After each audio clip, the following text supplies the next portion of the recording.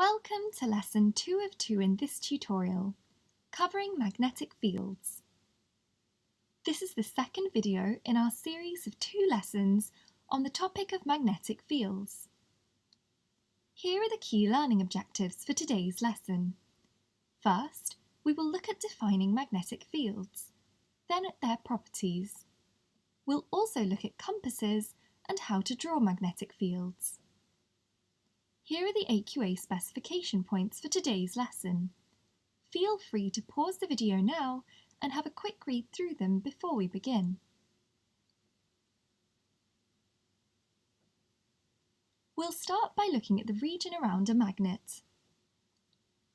Let's look at the definition of a magnetic field.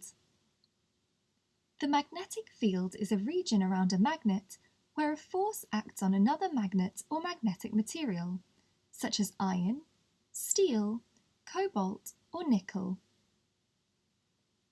Make sure you can write out these definitions for your AQA exams. It'll mean you can pick up 2 marks very easily. Now we'll look at the force of attraction. We've mentioned this several times before, but it's important to remember that the poles of a magnet will exert forces. These can either be attraction or repulsion. Magnetic materials will experience forces. These will have forces of attraction when they're placed next to a magnet. Magnetic materials will always be attracted to magnets and will never be repelled by them. See if you can come up with some everyday examples of magnetic objects in the home. Now let's cover the strength of a magnetic field. It will depend on 2 things, the distance and the poles. The distance between a magnet and a magnetic object is important for determining field strength. Here, we can see that there will be attraction between the magnet and the nail.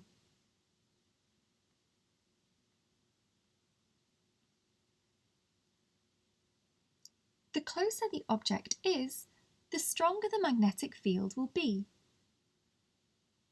The magnetic field will be strongest at the poles.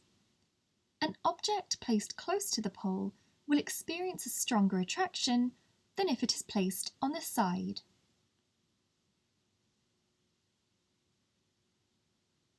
An object placed close to the pole will experience a stronger attraction, as we've just seen.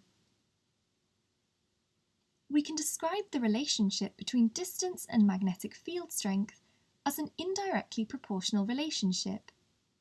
This is because, as the distance from the magnet decreases, the strength of the field is going to increase. Now we will look at the direction of a magnetic field. Using the force, we can find the direction of a magnetic field. This is the force that would act on the north pole of a magnet from that point. We can draw in the magnetic field lines for any permanent magnet. They will always run away from the north pole and towards the south pole. In exams, you may be asked to label the direction of a field line, so make sure to remember that they run from north to south. Let's apply this to magnetic compasses. A magnetic compass has a bar magnet inside it. This has both a north pole and a south pole, and can be attracted to either one of the poles of the Earth. We can use a magnetic compass to find the direction of the Earth's magnetic field. The north pole of the magnet will point towards the magnetic south pole of the Earth. You should know that the Earth has a magnetic field around it. Magnetic compasses are helpful in determining the direction of the Earth's magnetic field. Now we will look at drawing the magnetic field patterns for ourselves.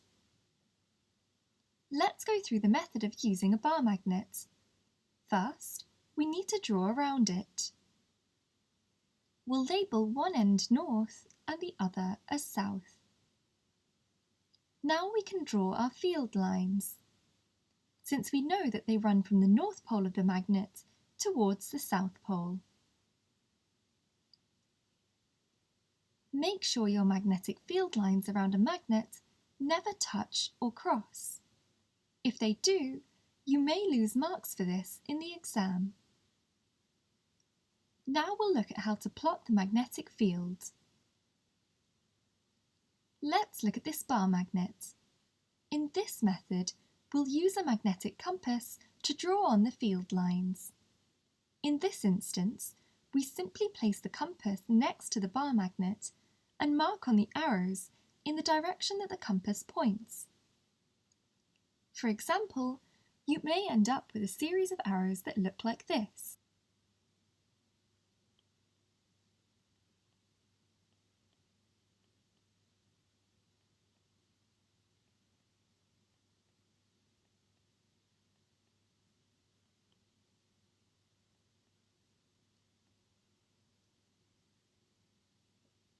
This is the pattern that we would end up with. The field lines will still run from north to south. Let's go through all the steps again just to revise. Like before, we need to place our bar magnet on a piece of paper and draw around it. Remember to label each pole. Now, we can put the magnetic compass onto the paper. This should be close to the north pole of the magnet. Start to slowly move the compass away from the north pole and towards the south. And mark arrows onto the piece of paper as you do so. Now, we'll have a series of arrows going from north to south. This should be repeated at various points around the magnet until you get something similar to what we showed in the previous diagram. You should be able to carry out either one of these experiments and also be able to describe them in 4-mark questions. Finally, let's relate this knowledge to the core of the Earth.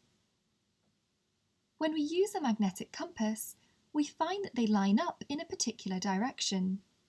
This direction is actually the magnetic field of the Earth, as we discussed previously. Since the Earth is able to affect magnetic compasses and produce a magnetic field, this must mean that the Earth is magnetic.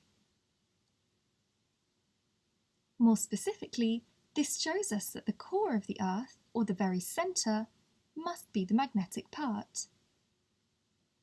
Magnetic compasses are very commonly asked about in AQA exams.